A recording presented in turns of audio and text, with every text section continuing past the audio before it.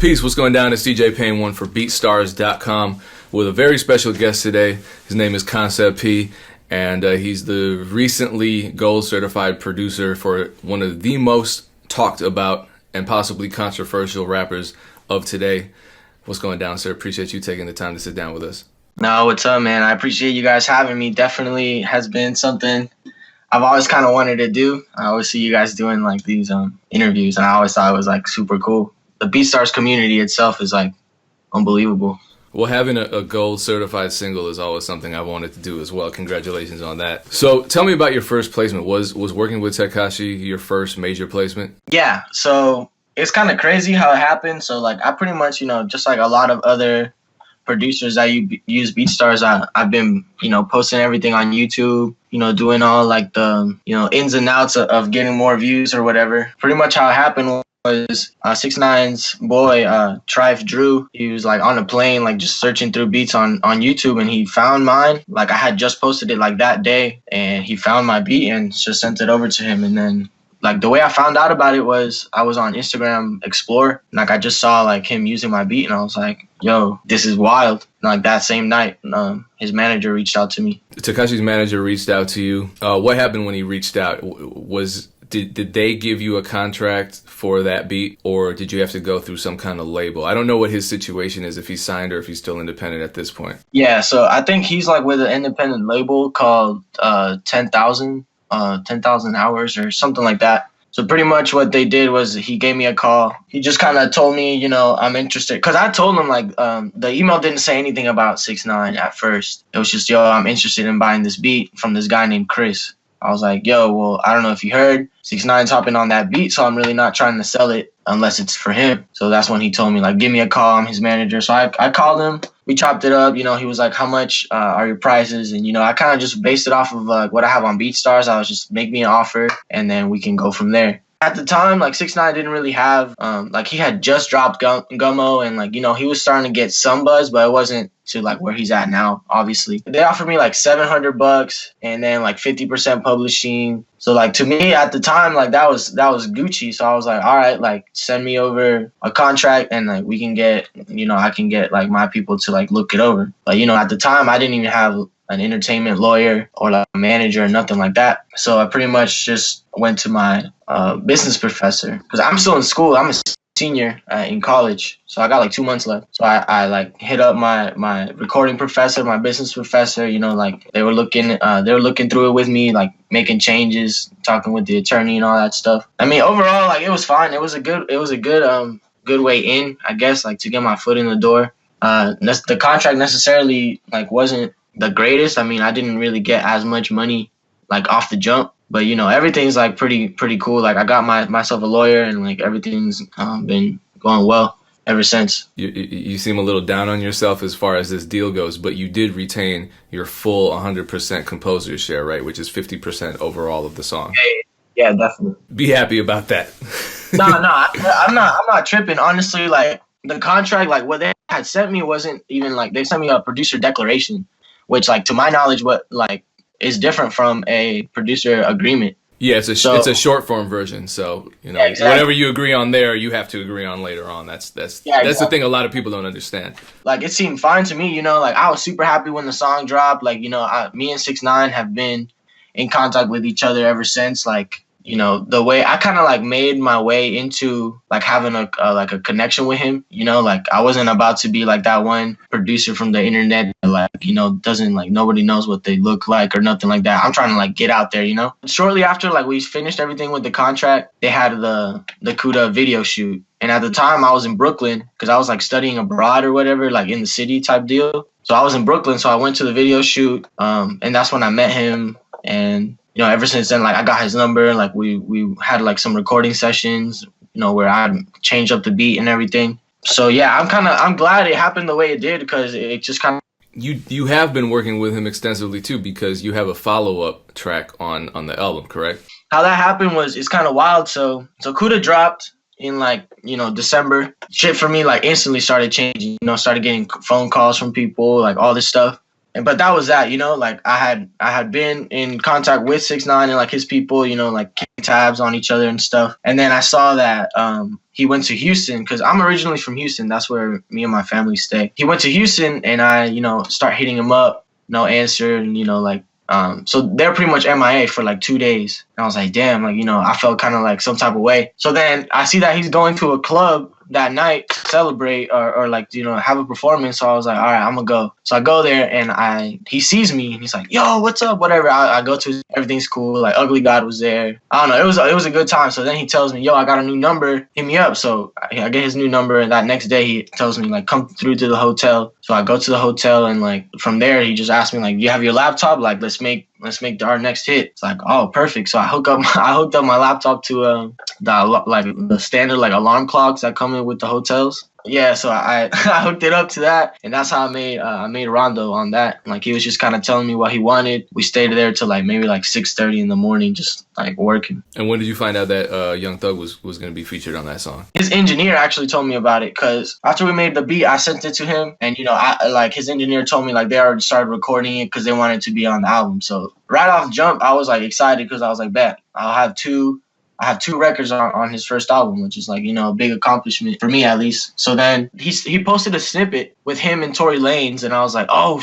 bet, like he got Tory Lanez on it. So I thought for the longest time it was gonna be him and Tory Lanez, and then there was like a rumor going around that they were gonna add Jim Jones, and then that kind of like fell off, and then they were gonna put P&B Rock on it. And then that also fell off. So then, like, his engineer just hit me up, like, because I had seen that they were together on Instagram. Like, he posted a picture of him and Young Thug. And, like, I didn't really think anything of it until his engineer calls me and he goes, yo, like, you're about to be real happy because I know Young Thug's, like, one of your favorite artists. But Young Thug's going to be on the track. And I was like, after that, it was game over. That's dope, man. So let me go back to what you said earlier about the ins and outs of getting views, I believe is what you referred to it as.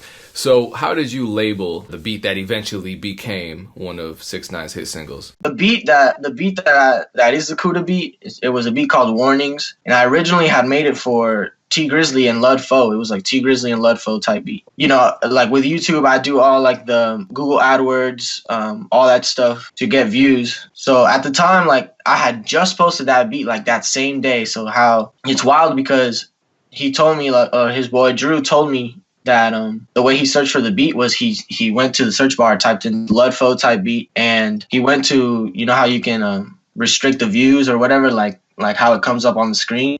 So he put it to like the least amount of views at the top because he said he doesn't like it when like beats have like a lot of views if you're trying to use it. So yeah, it was wild because like the Google AdWords hadn't even kicked in yet. So my video was at like 50 or like I don't know, like 70 views, and then that's how they found it. Like it was just perfect timing type thing. That's an amazing story because I saw a couple exchanges between Cash Money AP and a whole bunch of other producers who claim that he messed up the game because every time he drops a beat it gets 80,000 billion views. Mm-hmm.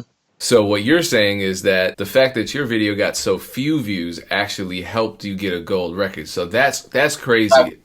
And that just goes to show you that things aren't always what they seem. At the end of the day, like so many people ask me like, yo, what'd you do to get this placement? What did you like, what's his email? Like nothing. Like and my response is always like, bro, like literally I just make good beats, like they sound already mixed. Like I mix all my beats. Like it's at the end of the day, it just comes down to the music. If it's good, then people are gonna like it. It doesn't really matter if it has like 80,000 views or whatever it is. A long time ago, I think last year I had a bunch of Ludfo type beats on my page, and they got 50 to 100,000 views. That's why I didn't get a 6ix9ine placement. But it's crazy because I wouldn't expect, a New York rapper's manager to be searching for Ludfo type beats because he's a relatively underground Chicago artist. Yeah, I don't know. Like it just happened to be that way. And it was crazy because I was about to not make it a Ludfo type beat. It was gonna be I think it was like T Grizzly and like Molly Brazy or something like that. And then I just like found who Ludfo was like the day before, and I was like, let me just put this artist in there because I had just found out about him. It's crazy because when I heard that song, I'm like, I could really hear Ludfo on this. Yeah, definitely Ludfo type beat for sure. Track goes gold.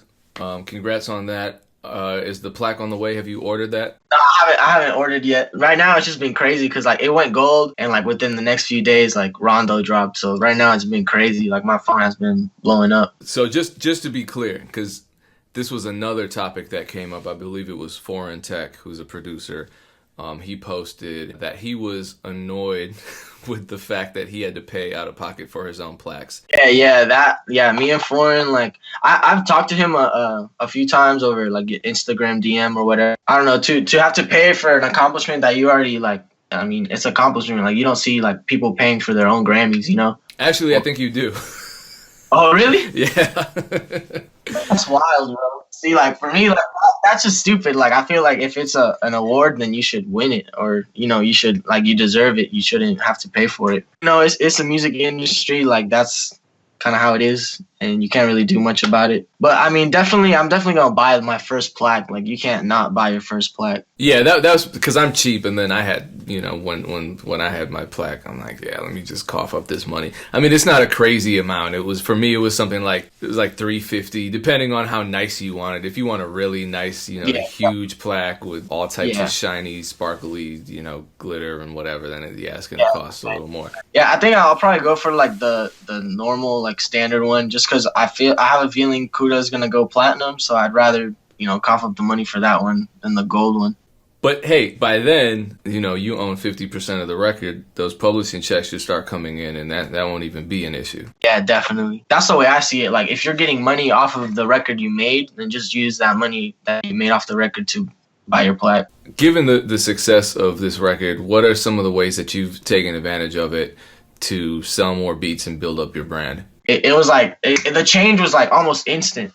You know, people hitting me up, like, trying to work with me or get into studios with me. Like, so I guess, like, I think one of the biggest or the best things that has come out of it is I can reach out to people, and like, now that I have some credibility, like, they'll like respond. Like, it's not like I'm just any random person like trying to contact them, you know? Like, I've been really focused on getting in contact with like more kind of underground-ish like artists that have some clout, but, you know, haven't like blown up yet. So in order, like, I just kind of want to see what they got going on. So once they like become, you know, the next big thing, like, I already have like a couple placements with them under my belt. That's kind of how I've been going about it. But in terms of Beatstars, I upped all my prices. I took off the buy one get one free option just because, like, I don't feel like I really need it anymore. And I also took off the free tag downloads. Because right now, like, as much as I like putting my beats on YouTube and, like, you know, getting views and comments and all that, like, right now I think the big struggle is, like, you know, just people just ripping it off YouTube. It's just mad annoying. Like, I have, like, there's like artists with, like, you know, 70,000 plus followers or whatever the case is, like, you know, just ripping my stuff off YouTube and like promoting their music already, like about to like drop some stuff, and it's just like, yo, like, you know what I mean? Like, I knew like off jump that with YouTube that was gonna happen, but like, you know, with more established artists, it's kind of a pain. But I mean, especially if they don't give you credit, it's also kind of annoying. Yeah, we could talk about that all day. Yeah. You know how it is. Last question. Do you have any favorite VSTs that you use when making these beats? Oh, for sure. I love Nexus. Nexus is like the go-to. Whenever I don't know what to use, it's always Nexus that I go to. Which version of Nexus, though? The new one, the super expensive one, or the first? The older one, not the newest one, but the one before that one. Maybe when that check comes, you can get the new Nexus, because it's about, what, $4,000 with all the expansions? Yeah, it's expensive. Maybe I'll get a big gold single off one of my YouTube beats, and I'll be able to buy a couple copies of Nexus. Nah, man, it's honestly been a blessing to be, you know, you really put in work for all these years, you know, like, you never really know when your shot's gonna happen, and then out of nowhere, like, boom, it just happens, and you got to be ready for that. Like you got to be able to adjust and like get out of your comfort zone a little bit, and just, you know, don't be scared to just, you know, like the saying always says, like, closed mouths like don't get fed. So just get in there, like, do what you got to do in order to like better like your own future. Like, you know, don't feel like, oh, if I DM this person, they're gonna be annoyed, or like, you just never know. Appreciate you sitting down with us, sharing your experiences, sharing your advice and wisdom. Much continued success to you. We're gonna have to do a follow-up interview when Kooda goes platinum. You get your next plaque. Maybe we'll see it in the back of the wall in the next interview video. I hope so. Let's do it. All right, appreciate you. Once again, how can people contact you? Just my Twitter, Instagram, email, like all my social media. It's Koncept with the K _P. Yeah, that's it. Like, you can just reach me, DM, email, SoundCloud messages, like whatever. I see everything. So anyway, it's better for you guys, and it's cool. Thank you again. Have a great weekend. Check Awesome. in with you soon. Thank you guys for having me. Shout out to my Beatstars family. Y'all always be like my number one. But yeah, much love. Hopefully I can get another interview in when Kooda goes platinum. And who knows, maybe Rondo will go gold soon. So let's hope for the best. I got my fingers crossed for you. Awesome, then. Thank you so much.